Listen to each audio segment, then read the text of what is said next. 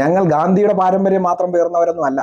ഞങ്ങളുടെ പൂർവികർ സംഭാജി മഹാരാജാവിന്റെയും ഛത്രപതി ശിവജിയുടെയും വീരകേരളവർമ്മ പഴശ്ശിരാജയുടെയും വിജയനഗര സാമ്രാജ്യത്തിന്റെയും അശോക ചക്രവർത്തിയുടെയും ധർമ്മത്തെ ജയിക്കാൻ യുദ്ധത്തിൽ എന്ത് തന്ത്രവും പ്രയോഗിക്കാമെന്ന് കാണിച്ചെന്ന ശ്രീകൃഷ്ണന്റെയും പാരമ്പര്യം പേർന്നവരാണ്.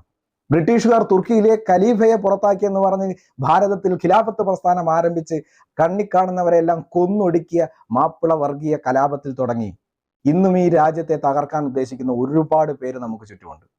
നമുക്കൊക്കെ ഒരുപാട് മുസ്ലിം സുഹൃത്തുക്കളുണ്ട്. പലസ്തീൻ എന്ന് വെച്ചാൽ എന്താണെന്ന് അറിഞ്ഞുകൂടാത്ത, മറ്റുള്ളതിനെ പറ്റി ബോധമില്ലാത്ത, നമ്മൾ സുഹൃത്തുക്കൾ, മനുഷ്യർ, സ്നേഹമുള്ളവർ, എന്നും കാണുമ്പോൾ ചിരിക്കുന്നവർ, പരസ്പരം കൈ കൊടുക്കുന്ന അങ്ങനെ ഒരുപാട് മുസ്ലിം സുഹൃത്തുക്കളുണ്ട്. പക്ഷെ അവരെ പോലും ശത്രുക്കളാക്കാൻ ശേഷിയുള്ള തരത്തിൽ നരേറ്റീവ്സ് എഴുതി തയ്യാറാക്കാൻ കഴിവുള്ള ഒരു കൂട്ടം അർബൻ നക്സലുകളുടെ പിന്തുണയോടുകൂടി ഇവിടെ പ്രവർത്തിക്കുന്ന ജിഹാദി ഗ്രൂപ്പുകളുമുണ്ട്.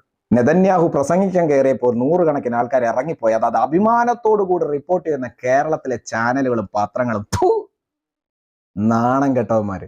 100 പേരല്ല, അവിടെ ഇരുന്നൊരു മൊത്തം ഇറങ്ങിപ്പോയാലും 2023 ഒക്ടോബർ 7 എന്താണ് ഇസ്രായേൽ നടന്നെന്ന് ലോകത്തിലുള്ളവർക്ക് മുഴുവൻ അറിയാം.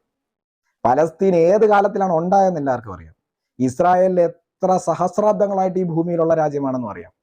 ആരാരെയാണ് കൊന്നൊടുക്കിക്കൊണ്ടിരിക്കുന്നതെന്നും ജൂതനെ ഇല്ലാണ്ടാക്കുക എന്നത് ആരുടെ ആഹ്വാനമാണെന്നും അത് ആരാണ് പാലിക്കുന്നതെന്നും അറിയാം. പലസ്തീനിന്റെ ഒരു നേതാവ്, ഒരു ചെറ്റ, സോളിഡാരിറ്റിയുടെ ഒരു മീറ്റിംഗിൽ വന്ന് പറഞ്ഞത് ജൂതന്മാർ ഈ ഭൂമിയിൽ ജീവിച്ചിരിക്കാൻ അർഹതയില്ലാത്തതുപോലെ തന്നെയാണ് ഭാരതത്തിലെ ഹിന്ദുക്കളും ജീവിച്ചിരിക്കാൻ അർഹതയില്ലാത്തവന്മാർ എന്നാണ്. അത് റിപ്പോർട്ട് ചെയ്യാൻ ധൈര്യമില്ലാത്ത നാണം കെട്ടവന്മാരുടെ പ്രതീകങ്ങളായി നിലനിൽക്കുന്ന കേരളത്തിലെ പത്രങ്ങളും ചാനലുകളും അറിയാനാണ്. നിന്നെയൊക്കെ നമ്പിയുള്ള കാലം ഞങ്ങൾക്ക് നിർത്തി.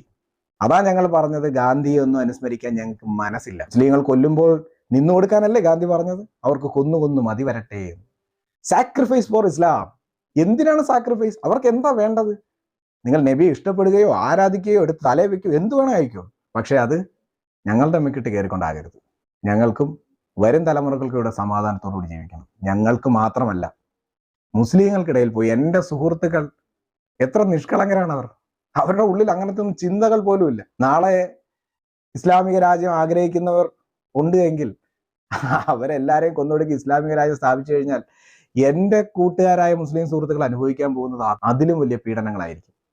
അവൻ്റെ ഭാര്യ, അവൻ്റെ മക്കൾ, ഇന്ന് സർവ്വസ്വാതന്ത്ര്യത്തോടു കൂടി ഈ രാജ്യത്ത് ജീവിക്കുന്ന അവരെയും നിങ്ങൾ നശിപ്പിക്കും.